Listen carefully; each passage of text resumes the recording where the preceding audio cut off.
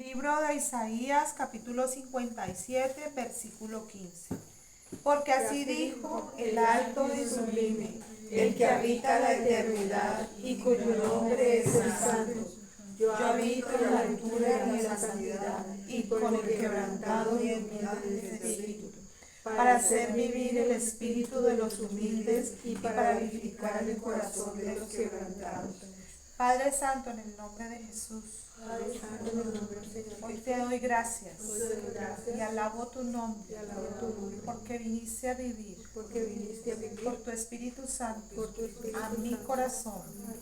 Hoy te pido que me des un corazón contrito y humillado y un espíritu quebrantado, porque has prometido que vives en las alturas, vienes a habitar con aquel que es quebrantado y humilde de espíritu. Ven a habitar en mí. Por eso rindo mi vida, rindo mi carácter, rindo mi temperamento. Lo dejo en la cruz, porque ya no vivo yo. Es Cristo que está viviendo en mí y a través de mí, cuando hablo, cuando pienso, cuando siento, cuando camino, cuando estoy solo, cuando creo que nadie me ve. Tú estás allí, mostrándome la santidad y el temor de Dios. Quiero vivir para agradarte cada día. Enséñame a hacer tu voluntad. Tu buen espíritu me guía siempre por tierra de rectitud. Te doy gracias por darme oído de sabio, por darme ojos para ver tu palabra, para confesarla y para vivir en ella. Quiero vivir en santidad, porque un día quiero verte. Te doy gracias en el nombre de Jesús. Amén. Oh Señor, tú que vives en las alturas y en la santidad, has venido a morar, Señor, con los quebrantados y humildes de corazón. Ayúdanos a cada día, rendir toda soberbia, todo orgullo, toda altivez, toda arrogancia que hayas allí escondido en nuestro corazón. Porque toda semilla que no ha sembrado mi Padre tiene que ser arrancada y desarraigada. En el nombre del Señor Jesucristo. Amén. Los invito a que vayamos al libro de Jueces, capítulo 6. Jueces está despuesito de Deuteronomio, Josué. Como el sexto libro. ¿Jueces qué? Jueces 6. Como el... No, de hecho está entre Génesis 1 y Apocalipsis 22. ahí. Exacto. Ese es Jueces capítulo 6, versículo 1 en adelante. Es 13. Mientras lo encuentran o lo empezamos a leer. Sí, Importante retomar o recalcar que Dios ve las cosas de una manera muy distinta a como vemos nosotros, ¿cierto? Lo que Él ve, pues difícilmente lo podemos ver nosotros, no imposible, pero digo difícilmente porque normalmente estamos mirando con nuestra mirada. Y el ejercicio es muy sencillo. Ustedes cuando se paren a mirar un edificio muy alto o algún tipo de construcción o algo muy alto, el mirar hacia arriba se hace complicado. De hecho uno pierde la referencia de dónde está ubicado y seguramente hasta termina cayendo. ¿Okay? Y si se han parado en el edificio más alto que hay aquí en Cali, que tiene como 40 pisos, que pues no suena mucho, pero para nosotros es mucho, comparado con otros que tienen 120 pisos o más. Pero si se han intentado parar en la parte baja, justo en la entrada, y miran hacia arriba buscando ver el último piso, se hace complicado. La mirada hacia arriba es distinta. Pero cuando uno está en la parte más alta del edificio mirando hacia abajo, la perspectiva también es distinta. Bueno, la misericordia que tiene Dios para con nosotros es que ya no está esperando que nosotros lo busquemos a Él arriba, para que no sea difícil encontrarlo, sino que lo podamos mirar a Él en donde verdaderamente está. Y la Escritura dice que está en nuestro corazón. Eso hace que la manera como veamos las cosas tenga que ser necesariamente distinta o diferente. Aquí vamos a leer ustedes han escuchado, y ya lo hemos leído, este pasaje, lo hemos leído en el pasado, que tiene que ver con Gedeón, ¿cierto? Gedeón, gracias por la corrección. Gedeón es famoso en el ámbito cristiano. Si ustedes alguna vez han visto un Nuevo Testamento azulito, eso fue entregado a ustedes o a alguien se lo entregaron, porque se conoce como la misión o la Biblia de los Gedeones. Es un tema misionero, no es porque sea rara ni extraña, pero se habló de los valientes, de quienes aceptaron un reto de parte de Dios, de quienes miraron las cosas de una manera distinta a como otros las veían y terminaron siendo muy obedientes a lo que Dios les decía. Vamos a leer conforme avancemos a cómo Dios elige a un personaje y a su vez lo rodea a él de un grupo nutrido de gente, no tanto como la gente esperaba que necesitaban, pero era el que Dios había escogido. Entonces vamos a ahondar un poco en eso. Dice el versículo 1 del capítulo 6. Los hijos de Israel hicieron lo malo ante los ojos de Jehová, y Jehová los entregó en manos de Madián por 7 años. Y la mano de Madián prevaleció contra Israel, y los hijos de Israel, por causa de los madianitas, se hicieron cuevas en los montes y cavernas y lugares fortificados. Pausa obligada allí. Dice que los hijos de Israel hicieron lo malo delante de los ojos de Jehová, y como consecuencia Jehová los entregó en manos de Madián. Madián era un pueblo que lo rodeaba, opresor, ¿cierto? El típico conquistador, que lo vamos a leer más adelante. Era no solamente conquistador, era un depredador, al punto que los israelitas que quedaron todavía en esa parte, dice la escritura que lo que sembraban, lo que cosechaban, apenas salía el primer brote, salía una tropa gigante de madianitas y desbarataban absolutamente todo. Al punto que los israelitas dicen que les tocó hacerse cuevas en los montes para esconderse. Y esto es muy significativo porque habla de precisamente la condición del ser humano y el corazón del ser humano. Cualquiera de nosotros ha estado allí, que cuando se hace lo opuesto a lo que Dios quiere que hagamos, normalmente se busca un escondidijo. ¿Escondidijo se dice? Escondite. Un Escondidijo. Bueno, escondite. Un lugar oscuro seguramente. ¿Dónde esconderse? ¿Ok? ¿Dónde esconderse? Pero esconderse y termina de alguna manera viviendo o acostumbrándose a vivir en una circunstancia o sensación inclusive de opresión. De hecho, cuando aparece Gedeón, él estaba preparándose para esconder lo que había producido su tierra. O sea, imagínense, se acostumbraron a eso, a que venía el depredador y tenían que ir a salvar lo justo de la comida, lo diario básicamente. Pero no era así como Dios quería que ellos viviesen. Versículo 3.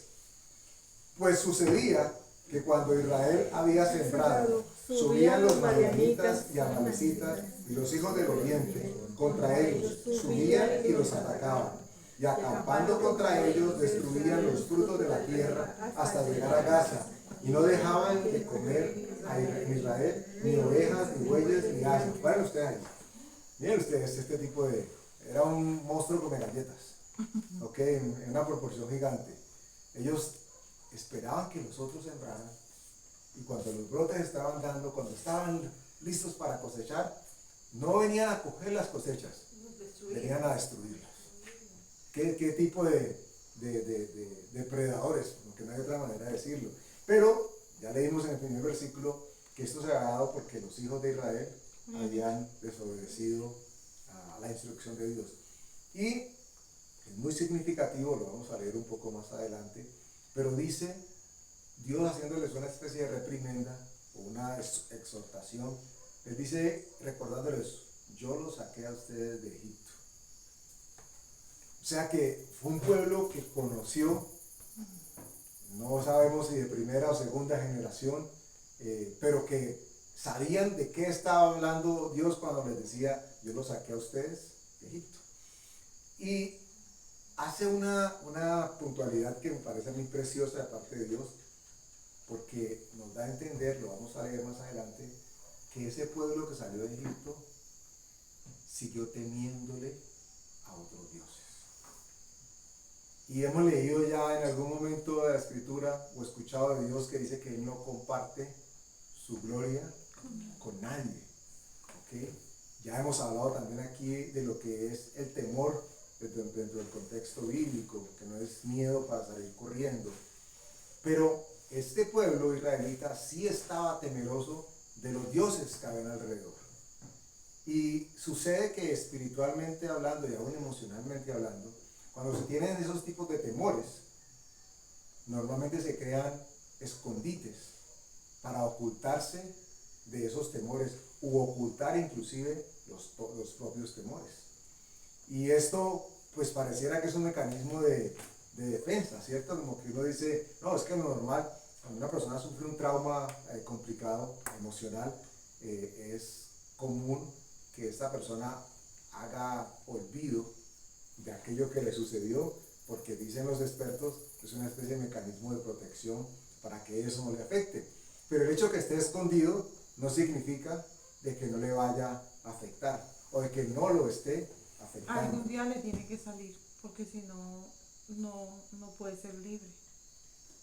Es como si estuviese algo corrupto o estuviese algo podrido adentro y simplemente estuviese muy bien o camuflado. camuflado. Entonces, qué bendición en el caso de ellos que estaban aparentemente oprimidos, pero en realidad la opresión que tenían era por el temor que tenían de otros dioses. Y como consecuencia de ese temor que pusieron otros dioses, pues otros dioses los empezaron a oprimir. Y el premio que obtenían los dioses representados en el pueblo no era otra cosa que ver el sufrimiento de los israelitas. Porque, repito, no era que venían y robaban para llevarse ellos el producido de la tierra, era que lo despedazaban para que los otros no comieran. Y qué triste cuando por alguna razón el ser humano, el cristiano, se encuentra en circunstancias en las que, así como lo acabamos de describir, por una circunstancia de miedo hacia otra cosa que no sea Dios, corrijo, no miedo, temor, o sea, cualquier ser que no sea Dios, se crean esas cuevas y se crean esos escondites que menoscaban la seguridad que Dios quiere que tengamos en Él. Y como consecuencia, cuando Ejemplo, hagamos un ejemplo para entenderlo mejor. Vamos a buscar un ejemplo. Por ejemplo, una persona que de joven tuvo una experiencia tortuosa con su papá, ¿ok? Con su mamá. Porque lo castigaban de manera fuerte y misericordia. Y eso generó una amargura y una aprehensión en contra de su papá. De pronto no lo manifestaba porque el respeto que todos nos han inculcado debemos de tener a nuestros padres, pero eso, esa cuevita ahí guardada, ese sentimiento, esa rencor puede ser, ¿okay? O esa falta de perdón, que termina siendo lo mismo, siempre estuvo allí. Y aquellas cosas con las que quería vivir, beneficiarse, acercarse, que sembraba y que producía, siempre parecía que aquello que estaba ahí en ese hueco era más fuerte el faltante que aquello que tenía. Y no le permitía recibir la bendición del sembrar y del tener algo. Entonces, eso termina desarrollando en la persona un sentimiento o una emoción que aleja de Dios. Porque una persona, por eso necesitamos llegar a Dios para que Él nos haga verdaderamente libres. Porque la libertad que Dios quiere en nosotros no es solamente la de afuera, no es la religiosa, sino aquella que toma lugar verdaderamente en nuestro corazón. Entonces, ¿qué normalmente sucede con una persona de estas características? Que llega a la congregación, llega delante de los pies del Señor y necesita sí o sí arrepentirse.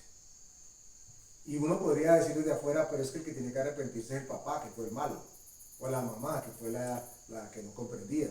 Pero quien guardó, quien se quedó con el sentimiento de molestia, de rencor o lastimado, fue la persona propia. Esa persona tiene que salir de esa cueva, por lo menos exponer esa cueva para que la luz del Señor pueda iluminarlo y le pueda traer libertad. Versículo 5, 4. Y acampando contra ellos destruían los frutos de la tierra hasta llegar a Gaza, y no dejaban que comer en Israel ni ovejas, ni bueyes, ni asnos. Porque subían ellos y sus ganados, y venían con sus tiendas en grande multitud, como langostas. Ellos y sus camellos eran innumerables. Así venían a la tierra para devastarla. Imagínense esta escena. Dice que venían con todos sus ganados. O sea, traían los ganados a pastar en las cosechas que apenas están levantando los otros. ¿Sí o no? Buena pregunta. Todo indica de que cuando estaba a punto de cosechar, de producir la cosecha. Primeros brotes, o sea, digamos que como quien dice, los manguitos están chiquiticos, están verdes, o sea, no se podían casi comer todavía. No se podía comer. Sí, todavía no estaban para comer. Lo que hacen las hormigas arrieras cuando se descuidan y salen dos brotes que uno dice, ay, ¿a qué hora llegó la hormiga? Bueno, esto dice que langostas y los camellos, y entonces llegaban con rebaños. Pero ni ellos se la comían ni dejaban que se los comieran. Imagínense, decían, no le hemos de comer, estoy por supuesto parafraseando, no le hemos de comer a nuestros camellos aquí, en nuestra tierra, vamos a comerla allá. Y ponían vigilantes, seguramente sí, ya están listos. El enemigo sabe cuando la persona tiene temor, no de Dios, sino a otras cosas. ¿Ok? Y eso es un tema complejo porque la escritura dice, le sucedió a Job, y él termina reconociéndolo así, que aquello que tenía fue precisamente aquello que le vino. Y obviamente lo que le vino no fue la gloria de Dios, entonces había algo allí que no estaba muy claro dentro de lo que él tenía o no. Y miren ustedes cómo el tema de las cuevas cobra un significado distinto y alterno para ubicarnos nosotros como personas, porque es importante que reconozcamos que como quesos es seguro que puede haber poros dentro de nuestra estructura, y lo que Dios quiere es llenarlos. Él quiere que cuando hablo de poros, imagínense un queso, ¿cierto? Que como lo pintaron, que se los llevaban los ratoncitos, un queso de ratatouille, imagínense un queso de ratatouille, que tiene los huecos así grandotes que atraviesan de un lado para otro. Eso supuestamente lo hace la bacteria, lo hace más rico, en fin, la idea. Pero imagínense una persona estructuralmente en su emoción, con una serie de huecos por todas las circunstancias que la vida le ha permitido vivir. Y llega delante de Dios, no para que le haga más huecos, sino para que Dios llene todos esos vacíos que van quedando. En la medida en que sea Dios el que llene lo que antes estaba vacío, la estructura adquiere verdaderamente firmeza. Y hay veces la primera intención de nosotros es sellar la entrada de lo que se ve del hueco, y pareciera que haciéndolo nos olvidamos de que el hueco existe. Nos olvidamos de que el túnel existe si lo tapamos. Y esta zona, por ejemplo, de la Aurora, que es o fue muy conocida por el tema de las minas, ustedes sabrán que lo que hicieron quienes excavaban y quienes sacaban el carbón de por acá era que sellaban las bocatomas, las entradas de las minas, pero se hace imposible llenar todos los túneles que quedaron. No hay manera de sellarlos. La montaña, dicen algunos, muchas montañas son llenas de huecas, como una hormiga. ¿Y qué es lo ideal para que haya estabilidad y no haya aplastamiento? Lo ideal es que eso esté lleno. Pero de lo que tienen esas minas ahora es agua, pero no es agua sana. Es un agua que ha sido ya contaminada, y de hecho bastante contaminada, que va a los ríos. Imagínense ustedes el símil allí de una persona en esa condición, que por ese hueco debería correr agua viva, que es la palabra de Dios, Dios llenando, pero que si está tapado la entrada pensando que ya no necesita ser removido o escarbado, por dentro sigue todavía el espacio que puede ser aplastado. Y Dios quiere que no haya espacio oculto en nuestras vidas para Él. Esto termina siendo más fácil de hacer que de decir, y les explico por qué. Porque Dios simplemente dice que tengamos que que tenemos que abrir nuestro corazón y cada uno de esos rincones a su vida. Y para hacerlo, ¿qué hay que hacer? Pues decirle, Señor, tengo esto. Y hay veces que inclusive no lo sabemos, porque la Escritura dice de nosotros que el corazón del hombre es engañoso. Entonces se hace necesario que, a pesar de que creamos estar muy, muy firmes, tengamos cuidado de no caer. Y la mejor manera de tener cuidado es que sea la luz del Señor que alumbre por dónde vamos y qué es lo que necesitamos. Después puede hacer que en el pasado, con criterios humanos, nosotros hayamos sellado algunas entradas de esos túneles y todo parezca que está bien, pero allá adentro está el hueco. Y el vacío siempre va a generar un vacío, un malestar, una necesidad. En este caso, debería ser de Dios. Versículo 8. No, quedamos en el 6 y el 7. Y cuando los hijos de Israel clamaron a Jehová a causa de los madianitas, Jehová envió a los hijos de Israel un varón profeta, el cual les dijo: así ha dicho Jehová, Dios de Israel, yo os hice salir de Egipto y os saqué de la casa de servidumbre. Os libré de la mano de los egipcios y de mano de todos los que os afligieron, a los cuales eché delante de vosotros y os di su tierra. Y os dije: yo soy Jehová vuestro Dios. No temáis a los dioses de los amorreos en cuya tierra habitáis, pero no habéis obedecido a mi voz. Van allí. Eso es muy importante. Mire que dice que los sacó y dice por qué cayeron ellos en desgracia delante de Dios. El versículo termina diciendo que no habéis obedecido a mi voz. ¿Y cuál era la voz? ¿Qué había dicho Dios a través de esa voz? Que no temáis a los dioses de los amorreos en cuya tierra. Es decir, no podemos permitir que el temor que no sea el reverente a Dios, ocupe ni siquiera un solo lugar en nuestra vida. Como cuando se le tiene a un perro. Como por ejemplo se le tiene miedo a un perro, a un animal, a una circunstancia, a una persona, ¿okay? Al jefe, si le toca a uno de esos jefes que nadie quiere cruzarse en el pasillo. Bueno, a la circunstancia que sea, a la incertidumbre, al cambio porque subió el dólar, porque bajó el dólar, porque la leche se espumó, porque no se espumó, por las razones que sea.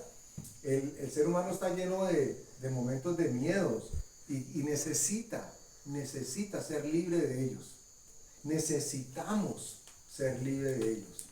No debería existir un espacio dentro de nuestro intelecto, nuestro corazón, nuestra mente, en el que aceptemos temer a algo o a alguien que no sea única y exclusivamente Dios. En su misericordia, la Escritura dice que ellos clamaron y Dios los escuchó, pero los escucha y les dice: pues ustedes son bien cabezones y cabezonas también. ¿Por qué, si ustedes vieron mi mano poderosa, saben cómo los saqué, saben las maravillas que hice, saben la tierra a la que los traje, entonces ahora ustedes van a quedar con miedo de quienes deberían estar siendo gobernados por ustedes? Y esto nos lleva a considerar el dominio propio de quien ahora mora en nosotros, que es el Espíritu Santo. Porque aquí no estamos tratando ni pretendiendo de que nos desentendamos del sentimiento o la emoción que el miedo genera. Aquí no se trata de ocultar: ay no, yo ya no tengo miedo. Al contrario, se trata de exponer ese miedo a Dios, por supuesto. No hay que hacerlo con nadie más, solamente con Dios. Si usted tiene a alguien que Dios pone en su camino para contar cosas y recibir bendición y consejo, gloria a Dios. Pero esto es una relación entre Dios y cada uno de nosotros.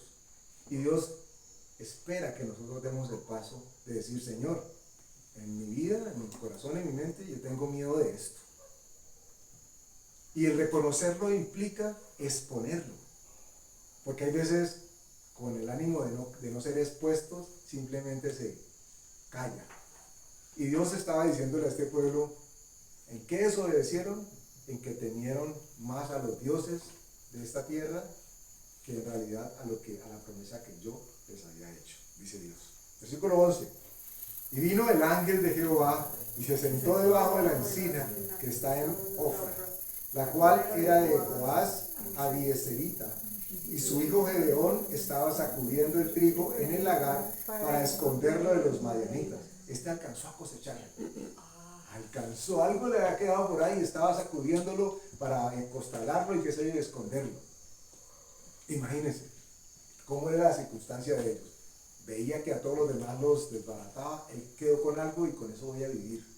Pero con el miedo de lo que sucedería cuando nosotros llegáramos. Sí, me imagino esa película del otro por allá escondidillas, las puertas cerradas, haciendo las cosas. Todo, no sé, tal vez se volvió un granjero experto cosechando a oscuras, escondido, con piedra, quién sabe qué hacía, pero lograba obtener algo. Y hay veces, o en muchas ocasiones, el cristiano se encuentra en esas circunstancias. Alcanza a cosechar algo, y con ese algo alcanza a vivir. Y con esa provisión que tiene le alcanza para el día. Y le alcanza para un ratico más. Pero ahí, al otro día otra vez, a empezar a construir, a empezar a mirar si el miedo vuelve y aparece, si el temor a ese Dios vuelve y aparece. No es vida, no es la vida que el Señor nos promete, ni la que quería para ellos aquí. Versículo 12. Y el ángel de Jehová se le apareció y le dijo: Jehová está contigo, varón esforzado y valiente. Pausa no allí. Esta palabra es música para los oídos de cualquier cristiano, cualquier creyente.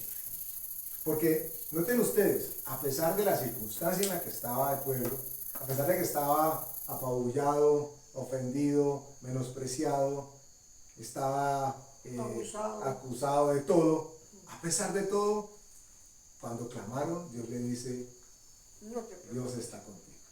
La misericordia de Dios está contigo.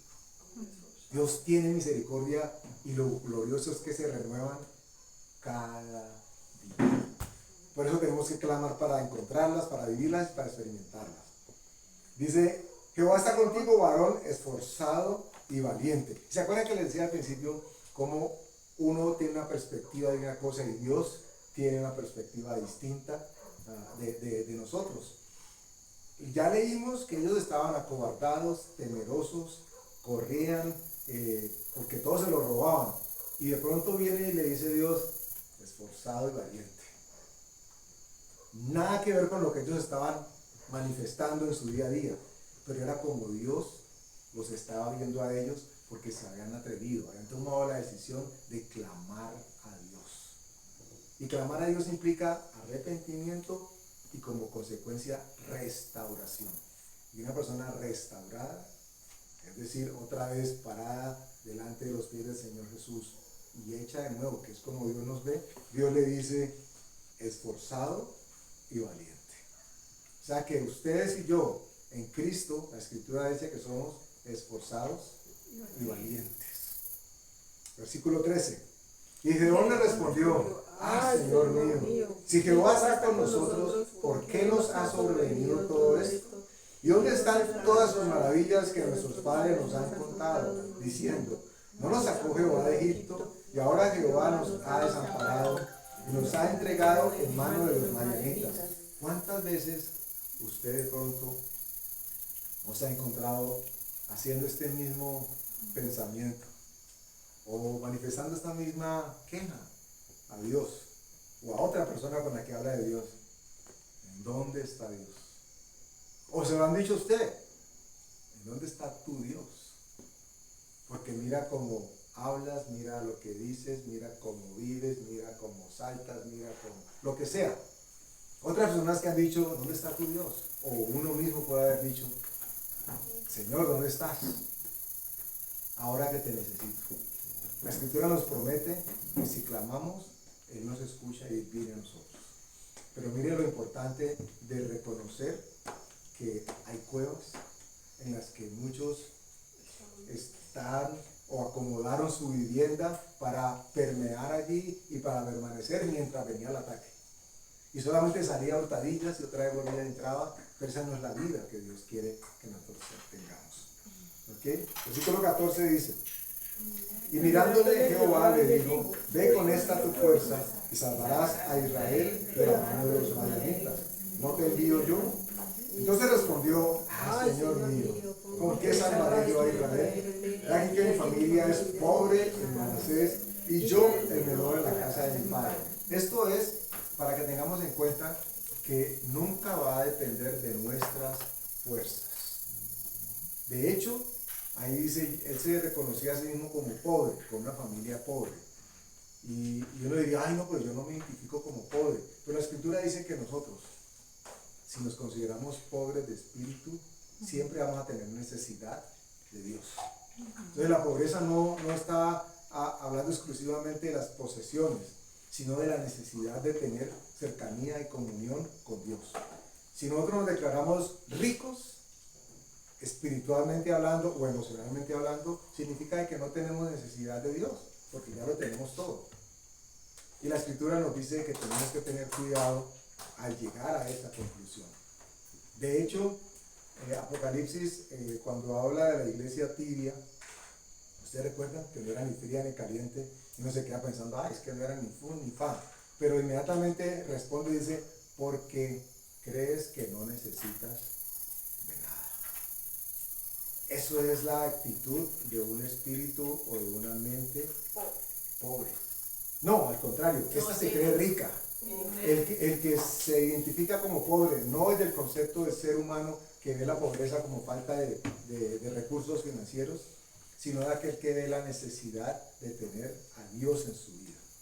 Y cómo no declararse pobre para tener necesidad de Dios si Él tiene que ser el que rellene todos los huecos que la vida ha dejado como cicatrices en nuestro día a día o en nuestro pasado. Porque Él sana nuestra vida y nos hace nuevas criaturas. Pero ¿cómo tiene que tomar ese lugar? Por obra única y exclusiva de Él. Aquello que Dios no tapó o aquello que Dios no sanó, pero que lo hicimos nosotros, nuestras fuerzas, tarde o temprano, puede fracturarse y puede exponerse. Pero aquello que Dios sanó, aquello que Dios cerró, lo dice que las puertas que Él cierra, nadie las puede volver a abrir, o la que Él abre, nadie las puede cerrar. Dentro de nuestra estructura emocional sucede algo parecido. Aquello que Él abre, lo abre para sanar. Y aquello que Él cierra, lo cierra para que más nunca nos acordemos de aquello que tomó lugar allí. O sea, una verdadera sanidad.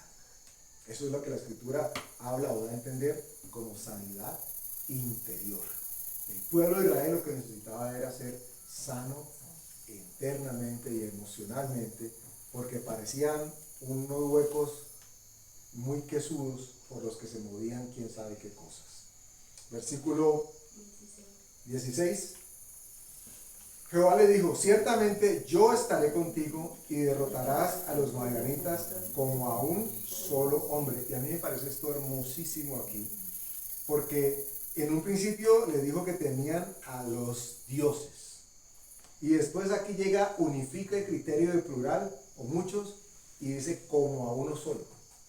O sea que a todos los ubicó en la misma categoría, a todos los otros dioses los ubicó en la misma categoría y le dijo, no importa cuántos sean, a esos que representan a ese ser malo, a esa maldad, a eso vas a destruir. Si solamente te atreves a confiar en mí. Tan grande, ¿cierto? Es una promesa poderosísima. Si la aceptamos y entendemos que el temor de Dios es el que debe vivir en nosotros y no el miedo a los dioses de este mundo, que son muchos y se multiplican y cada día salen más. Cada día parecerá que los dioses son profesiones, ¿cierto? Porque cada día hay profesiones nuevas. Y entonces cada vez hay algo nuevo a lo que se quiere que le temamos. Hoy en día pasó la pandemia y quieren salir otras cosas, pero por ejemplo pasamos del término calentamiento global, ahora se habla del cambio climático, porque eso ahora abarca si hace mucho frío y si hace mucho calor, y si está el clima templado, hay que tener miedo. Básicamente eso es lo que nos están diciendo de una u otra manera.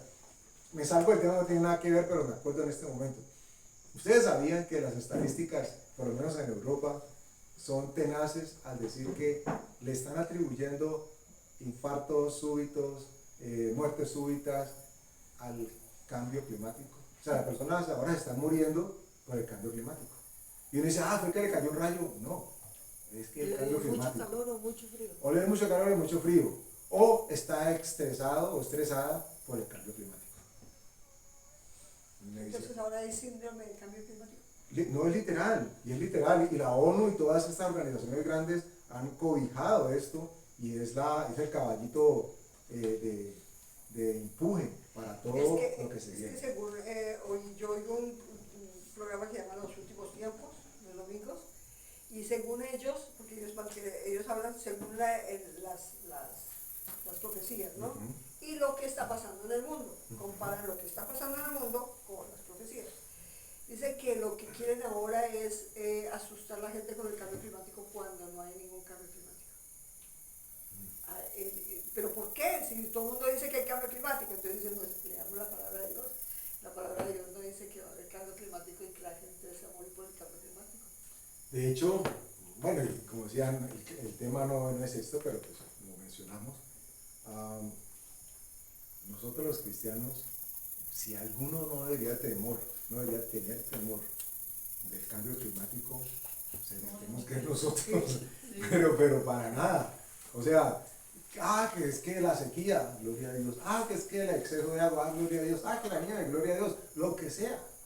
Porque la escritura dice que va a llegar un momento en que van a caer estrellas, o sea, Sí. no. Y entonces, no, que el plástico y que metamos la botella de plástico, hagámoslo, que eso se ve hasta bonito porque no hay sucio. Yo hago eso. No está bien, eso, quitamos la suciedad de nuestro alrededor.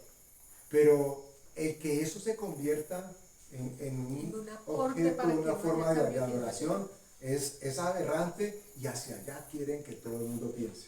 Y habló la del Fondo Monetario, creo que fue la del Fondo Monetario, que no sé por qué ella siempre habla, y hablando del clima y hablando pues del cambio climático y entonces estaban diciendo, ¿cómo era?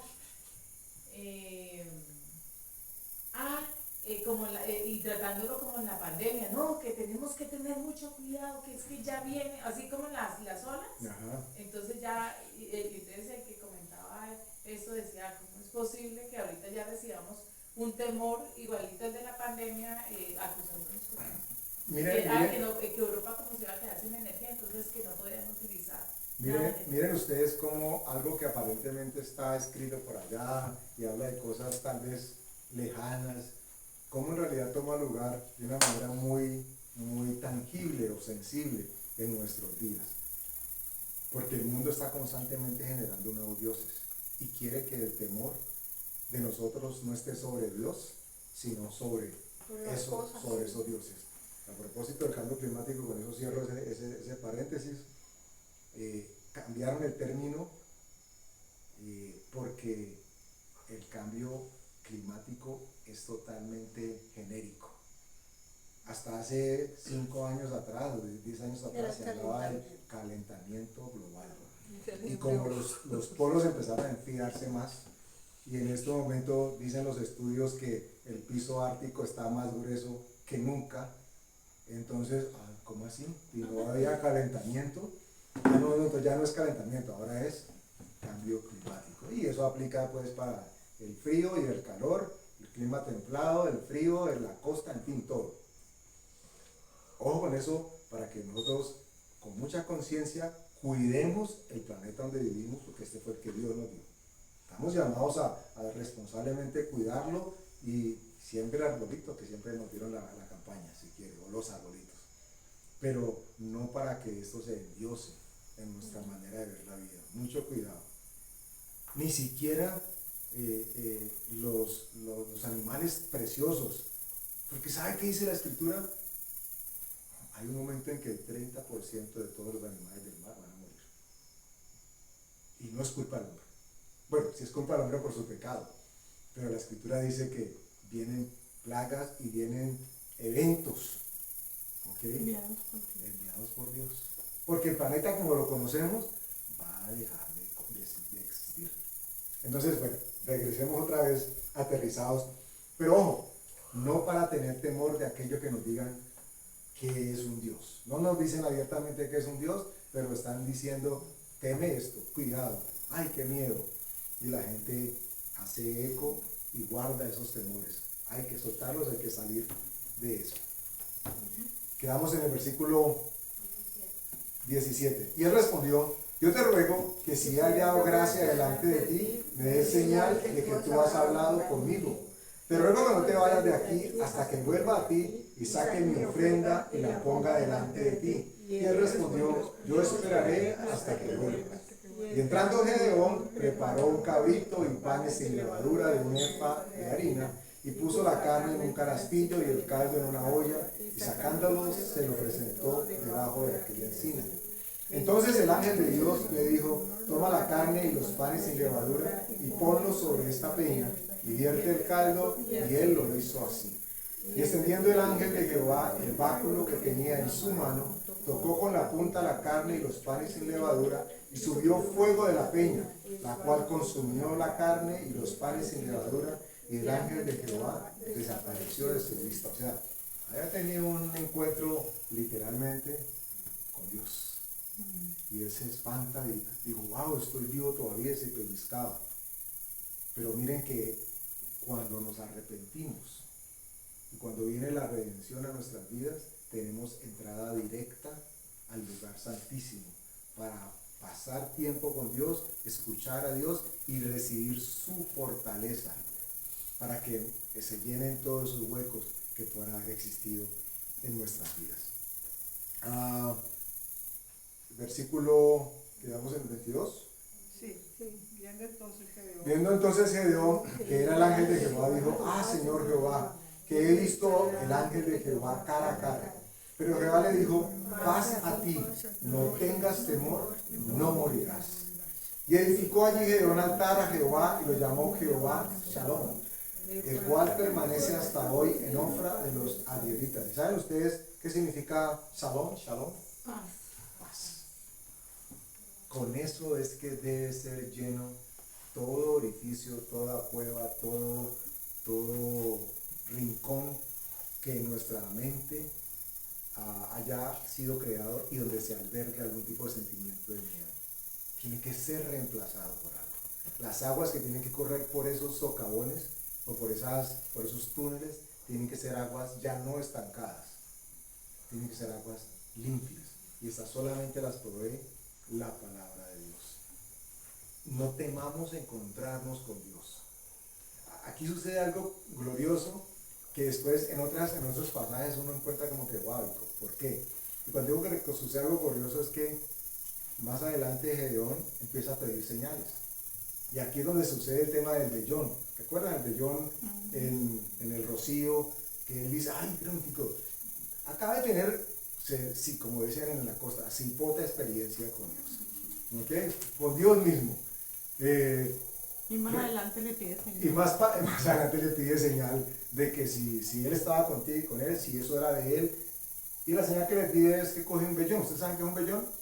Como una copa, como una espuma. Literalmente esquilaban o le cortaban el cabello, el pelo a las ovejas, y aquello que quedaba, esa lana, la hacían un arroyito, y ese era un vellón. ¿Okay? El producido del pelo, del ropaje de las abejas o cualquiera de ellos. Ovejas. ¿Qué digo, abejas? Las ovejas. ¿Y qué dice él? Entonces, que el vellón le iba a poner en la noche y que el rocío de la noche solamente llegara a ese vellón. Y dice que cuando lo cogió y escurrió le salió un tazón y todo lo demás estaba seco. Y entonces uno diría dicho: uy, ya con eso lo pongo en sí. No, señor, venga. Es que para estar recontra seguro que es usted. Entonces, ahora que el rocío no esté en el vellón, sino que esté por fuera y que el vellón esté seco. Dios tiene misericordia. Dios tiene misericordia. ¿Okay? Porque, ¿saben ustedes? Lo que Dios quería era sanar su corazón, librarlo. Y a mí me parece muy significativo porque siempre hemos hablado de la asociación que hacemos con agua y palabra. Y qué hermoso encontrar que en cualquiera de las dos Dios se manifestó con su voz y con su palabra, dándole lo que él estaba esperando: el vellón lleno de agua, afuera del vellón lleno de agua, es decir, Dios hablando y confirmándole a él qué era lo que le había prometido y por qué iba a tomar lugar en su vida. A pesar de que por cabezón, a pesar de haber visto a Dios, no creía que Dios lo que le había dicho era cierto. Esto nos lleva a que debe haber algo que corra por dentro de nosotros. Y para poder que corra, lo que tapó inicialmente ese canal, ese conducto o ese túnel, si fue puesto por nosotros, debe ser quitado, debe ser removido. Si no fue Dios, y me atrevería a decir que Dios no tapa los túneles, lo que hace es llenarlos, que es muy distinto. Cuando están llenos, el agua que corre por ellos es totalmente limpia. Si ustedes han tenido la oportunidad de ir a un hilo de agua que salga de una de las minas, tiene un color característico, ¿cierto? Que es un color como naranja. Y recuerdan qué es lo que dice que tiene el... Pomarrosa. Le dicen caparrosa. Caparrosa. ¿Okay? Y la caparrosa es el resultado de las mezclas que hacen para rociar, para limpiar, para lavar, en este caso el carbón. O sea, sale un contaminante bastante fuerte, una capa tremenda. Eso es lo que queda, un hilo zapote, naranja. ¿Y qué pasa si de pronto a través de esos túneles corre verdaderamente agua? Y el agua eventualmente que salga, puede que salga con contaminación, porque va a limpiar todo lo que está contaminado. Pero es necesario que corra. Dios estaba diciéndole a Gedeón, y con eso acabamos por hoy, porque de él sigue otra cosa bien interesante. Le estaba diciendo a Gedeón, es necesario, y nos dice a nosotros, es necesario que si han habido cuevas, por esas cuevas corra la palabra de Dios. Que por esas cuevas corra agua de parte mía, porque eso asegura de que no le temamos a dioses distintos. Nuestro temor debe estar única y exclusivamente para Dios. Y si hemos caído en el error de temer a otra o a otras cosas, Dios tiene misericordia de nosotros. Como la tuvo de Él, la tiene de nosotros. Porque lo que Él quiere es que nuestro vellón esté siempre empapado de su agua. El vellón que Él quiere, y ustedes quieren ponerlo así, quiere que nos hagamos más bellos. ¿Está bien? Es válido. Pero vamos a ser más bellos con su palabra en nosotros. Y eso nos va a hacer limpios, nos va a hacer libres, verdaderamente libres. ¿Amén? Vamos a darle gracias a Dios. Señor, reconocemos delante de ti que hay muchos aspectos de nuestras vidas que requieren ser limpios por ti, Señor. Que necesitamos que tu agua poderosa pase en medio de nosotros, nos limpie, nos transforme, nos embellezca, Señor, para ti. Perdónanos si de manera inconsciente o aún inconsciente hemos querido sellar esos túneles con nuestras obras, con nuestras ideas o aún con nuestro temor a otras cosas, Señor. Perdónanos si ha habido estado de negación en aspectos de nuestras vidas, Señor. Hoy reconocemos que en todos y cada uno de los canales que corren por nuestro ser espiritual necesitamos de ti. Que solamente tu palabra y tu Espíritu Santo, que conoce cada rincón de nosotros, puede y sabe cómo recorrernos. Sea tu palabra, Señor, por tu Espíritu Santo limpiándonos, fortaleciéndonos y recordándonos que tú eres nuestro Dios, Señor. Tú nos escogiste y no nosotros a ti, Señor. Tú nos salvaste y no nosotros a nosotros mismos.